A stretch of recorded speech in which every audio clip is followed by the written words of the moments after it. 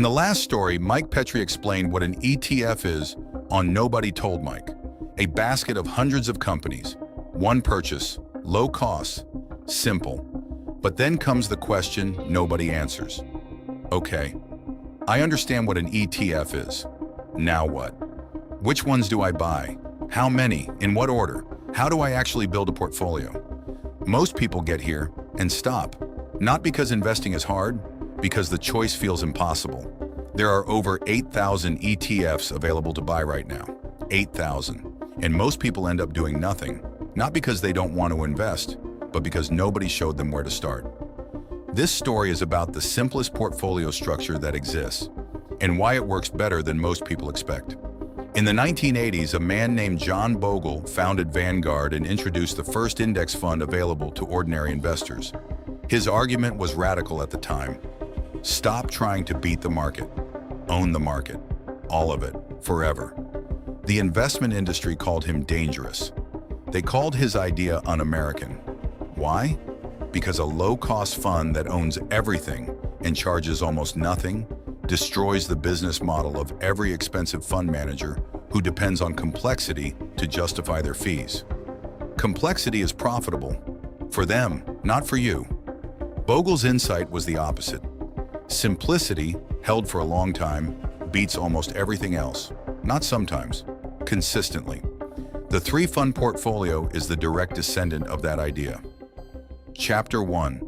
The Three Funds. The three-fund portfolio is exactly what it sounds like. 3 ETFs. That is the entire portfolio.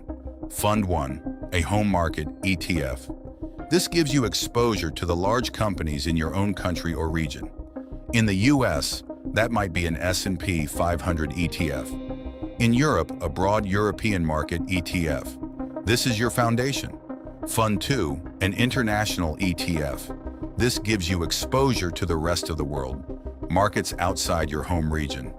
Asia, emerging markets, global companies. This is your diversification. Fund 3, a bond ETF. Bonds are loans made to governments or large corporations. They grow more slowly than stocks but fall less dramatically in a crash. This is your stability. 3 funds. Every major economy on Earth. Every major asset class. In a single afternoon of setup, you own a piece of the global financial system. Chapter 2. How you split it. Knowing the 3 funds is the easy part. The question most people ask next is, how much goes into each one? The answer depends on one thing: how much time you have. The longer your investment horizon, the more you can lean towards stocks and away from bonds. Stocks are volatile in the short term, but powerful over decades.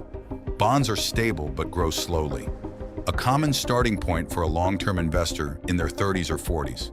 60% home market, 30% international, 10% bonds. As you age and your horizon shortens, you gradually shift more toward bonds. This is not a rule. It is a starting framework.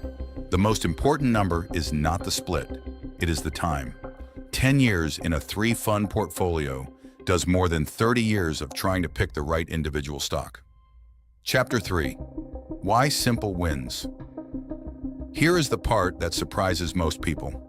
S&P Global publishes a report every year called SPIVA. It tracks how professional fund managers, people with MBAs, research teams, Bloomberg terminals, perform against a simple index ETF. Over 15 years, more than 90% of them fail to beat it. 90% of professionals, with every resource imaginable, lose to 3 boring ETFs that just sit there and own everything.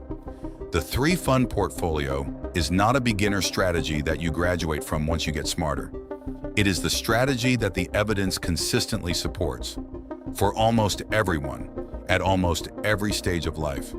Complexity does not make you a better investor. Usually it makes you a worse one. 8,000 ETFs. And for most people, 3 is enough. A home market.